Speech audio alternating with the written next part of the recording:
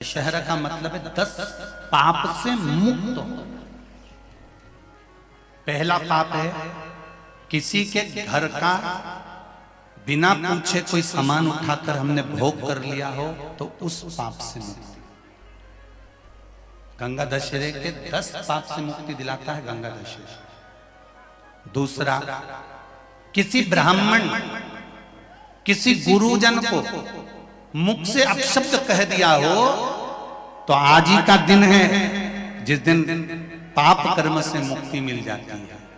तीसरा, किसी स्त्री को किसी नारी को किसी कन्या के प्रति स्त्री के प्रति नारी के प्रति अगर गलत सोच लिया हो या गलत कर्म हमने कर दिया हो तो उस पाप से मुक्ति गंगा दशहरे का दिन दिला देता है। चौथा,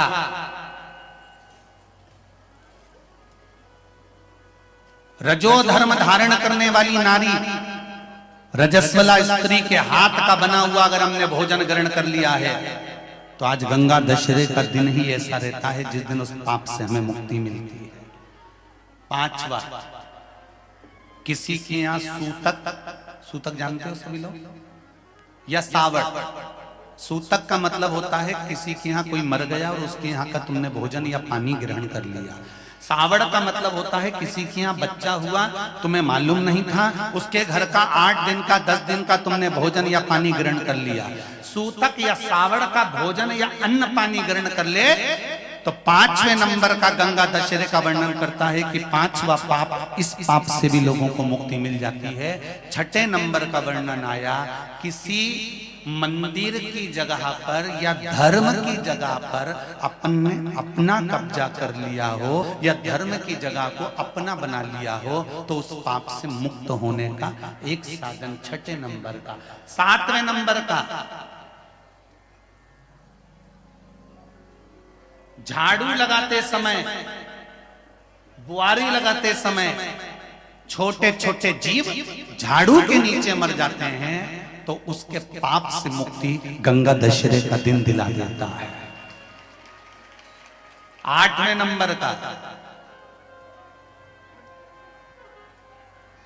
8वें नंबर, जिस समय हम भोजन ग्रहण कर रहे हों और हमारे दरवाजे पर कोई व्यक्ति आकर बैठा हुआ है और हमने उसको भोजन का नहीं पूछा या उसका मुख झूठा ना कराया तो उस दोष से वंचित हो जाए, उस दोष को समाप्त कर दे, वो गंगा दशहरे का दिन। 9वें नंबर का, बेटी की शादी करी और बेटी की शादी करने पर बहुत सारा कन्यादान आया।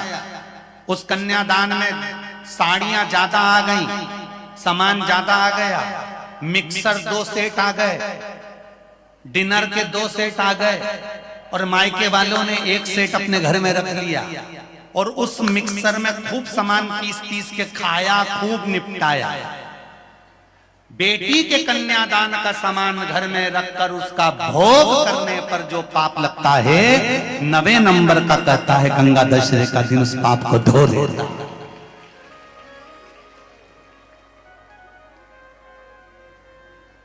10वें नंबर का महाराज, यदि किसी तीर्थ में जाकर हमने कोई गलत काम करा होता है तो गंगा दशहरे का ये आज का दिन हमारे पाप को वो धो देता है। ये गंगा दशहरे के 10 पाप को धोने के लिए मात्र एक दिन है गंगा दशहरे का दिन।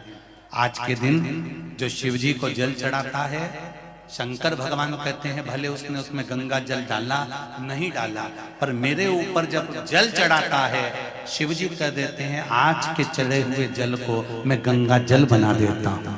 आज गंगा दशहरे का दिन, खूब भजन करो,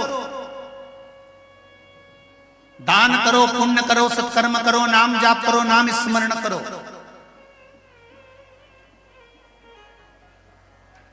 और शिव मंदिर में चढ़े हुए जल का थोड़ा सा सिंचन जरूर करो। श्री भागीरथ बाबा गंगा जी को लेकर आए। भागीरथ बाबा तो गंगा जी को लेकर आए, 60,000 काकाओं के उद्धार के लिए। और वो गंगा भी बहती हुई गौमुख से लेकर चलते चलते चलते चलते वो गंगा भी कलकत्ता तक जब पहुंची है, गंगा सागर तक जब पहुंची है, तो उसके घाट पर, उसके तट पर, गंगा महारानी के किनारे पर जितने जितने भक्त, जितने साधु, जितने सन्यासी, जितने साधक, जितने उपासक, जितने जीव रह रहे हैं, ये गंगा उनका कल्याण कर रही है। और जो उसकी शरणागति में जा रहा है, गंगा उसका उद्धार कर रही है।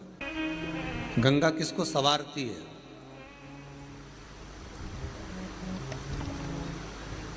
किसी ने कहा कि प्राण छूटे और गंगा जी में ले जाकर अस्थियों को छोड़ दो तो गंगा मोक्ष देती है। हे विष्णु पुराण में, गर्ग संहिता में, देवी भागवत में, शिव महापुराण में, स्कंद पुराण में लेख लिखे हैं कि गंगा जी ने शंकर जी से वर मांगा था कि मेरे जल में जब तक जीव की अस्थियां पड़ी रहेंगी तब तक वो जीवात्मा वैकुंठ का भोग भोगेगी। कुछ तिथियां होती हैं जिन तिथियों में अगर आप रोज गंगा का जल शंकर को नहीं चढ़ा सकते तो शिव महापुराण कथा कहती है, स्कंद पुराण कहती है, विष्णु पुराण कहती है, गर्ग संहिता कहती है, गीता पुरुष गोरखपुर का कल्याण का गंगा अंक कहता है कि कुछ तिथियां भारत की भूमि पर ऐसी वर्णित है जिन तिथियों में भी गंगा का जल हम शिव को अगर एक बूंद भी समर्पित कर रहे हैं, गंगा का जल मात्र एक आधी चम्मच भी, आचमन जितना भी अगर हम शिव को समर्पित कर रहे हैं तो उसका सुख आनंदित है। जैसे पंचमी तिथि, नवमी तिथि, दशमी तिथि, एकादशी, प्रदोष, पूर्णिमा, अमावस्या, ये तिथियां हमारे यहाँ जो दी गई हैं, इन तिथियों में अगर हम गंगा का मात्र थोड़ा सा जल भी अगर जल के पात्र में डालकर गंगा जी का जल थोड़ा सा भी शिव के पास लेकर जा रहे हैं तो ये एक भाव अपने भीतर होना चाहिए कि आप केवल गंगा का जल साधारण शिव मंदिर में समर्पित नहीं कर रहे हो, आप गंगा का जल भले अपने घर से लेकर जा रहे हो और थोड़ा सा भी जल ले जाकर अगर शिव को समर्पित कर रहे हो तो तुम्हारे भीतर ये भाव होना चाहिए कि मैं गंगोत्री से जल भरकर सीधे रामेश्वर में ले जाकर गंगा के जल को समर्पित कर रही हूँ। श्रावण के महीने में या अन्य महीने में आप शिव को समर्पित कर रहे हैं, ये आपके भीतर एक भाव उत्पन्न होना चाहिए। और उस पवित्र भूमि में ना जाने कितने साधक, कितने साधु, कितने तपस्वी, कितने संत, कितने महात्मा, कितने जोगी, कितने सन्यासी, कितने ब्राह्मण जन, कितने विद्वत जन इस भारत की भूमि पर भ्रमण करते रहते हैं, तप साधना करते रहते हैं, उपासना करते रहते हैं, मंत्र जाप स्मरण करते रहते हैं।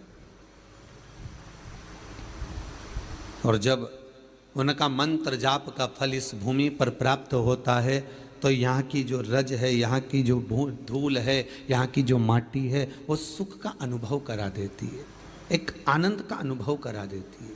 पर गंगा में अगर डुबकी लगा ली है हृदय से, मन से, एक बार अगर गंगा में डुबकी लगा ली है मन से, हृदय से, चित्त से, तो कहते हैं जब तक व्यक्ति के प्राण छूटते हैं तब तक वो गंगा का जल उसके शरीर से लगा ही रहता है, वो अंतिम बिंदु तक लगा रहता है। मरने के बाद घर के लोग लोटा में भर के ले जाएं, खास खास अस्थियों को, कोई पूरी तो अस्थि ले ही नहीं जा सकती, इतनी सारी कौन ले जाए, तो वो अम्मा के दांत, उंगली, एक आध खोपड़िया, ऐसी 4, 6, 8 अस्थियां ढूंढ के झोली में भर के फिर लेके जाए गंगा। उससे अच्छा है पूरी अस्थि ले जाओ, पूरी ये शरीर संपूर्ण जीते जी गंगा का स्नान हो जाए। बहुत ध्यान देना आप लोग, किसी भी नदी में स्नान करने जाओ, तीज त्योहार पर, अमावस्या, पूर्णिमा आदि जो भी उत्सव मनाने के लिए आप किसी नदी के घाट पर जाते हो, किसी तालाब के घाट पर जाते हो, किसी कुंड के, किसी सरोवर के घाट पर जाते हो, और यदि आप स्नान कर रहे हो किसी पवित्र नदी में तो वहां की बालू रेत उठाकर शंकर भगवान के शिवलिंग बनाकर जो पूजन करता है, मात्र 5 बार उसी नदी का जल शंकर को समर्पित कर कर, भले दिया नहीं है, अगरबत्ती नहीं है, जल चढ़ाकर जो शिवलिंग को विसर्जन कर देता है, उसके पूर्वजों को पिंड की भी जरूरत नहीं पड़ती, वो तर जाता। उसके पूर्वजों को पिंड भाग की भी जरूरत नहीं पड़ती, उसकी तृप्ति स्वतः ही हो जाती है। हमारी यमुना, सरयू, क्षिप्रा, मंदाकिनी, नर्मदा, जितनी पवित्र नदी होती है, इन नदियों में आप लोग एक बहुत बड़ी गलती करते हो कि दोने में दिया लेते हो और दोने में दिया लेकर उसको रखकर और आप नदी में दिया जलाकर बहा देते हो। शिव महापुराण की कथा इसकी महत्वता नहीं कहती। शिव पुराण कहती है गंगा माँ है, नर्मदा माँ है, क्षिप्रा माँ है, सरयू माँ है। तुम्हारी सास कहीं बैठी हो, एक काम करना, जैसे तुम गंगा जी में दिया रख देती हो पानी में, सरयू जी में दिया रख देती हो पानी में, उसी तरह सास के सिर पे दिया जला के धर दो। बोलो, धर सकते हो? जब धीरे धीरे दिए में आग लगेगी, दिया जलते जलते दोने में आग लगेगी, दोना जलेगा और तुम्हारी सास का फिर सिर जलना प्रारंभ होगा। अच्छा लगेगा? नहीं। गंगा में दिया छोड़ा, दिया जलते जलते हवा में दोना जला, दोना जला तो वो गंगा का जल में चोट पहुंची। गंगा कहती है तो पुण्य कमाने आई थी और मुझे आग लगा के जा रही है। पवित्र नदी को शुद्ध रखिए, उसमें पवित्रता का विशेष ध्यान रखिए। यहां तक शिव महापुराण की कथा कहती है अपने स्नान के कपड़े भी अगर तुम घाट पर किसी के कहने पर छोड़ कर आ रहे हो, कई लोग, कोई कह देता है तुम्हारे ऊपर ये रोग लग गया, तुम्हारे ऊपर ये बीमारी हो गई, नदी पे नहाने जाना, अपने कपड़े छोड़कर आ जाना। पहले तो वो महाराज ढूंढो जिसने कहा कि पवित्र नदी पर अपने कपड़े छोड़कर आओ।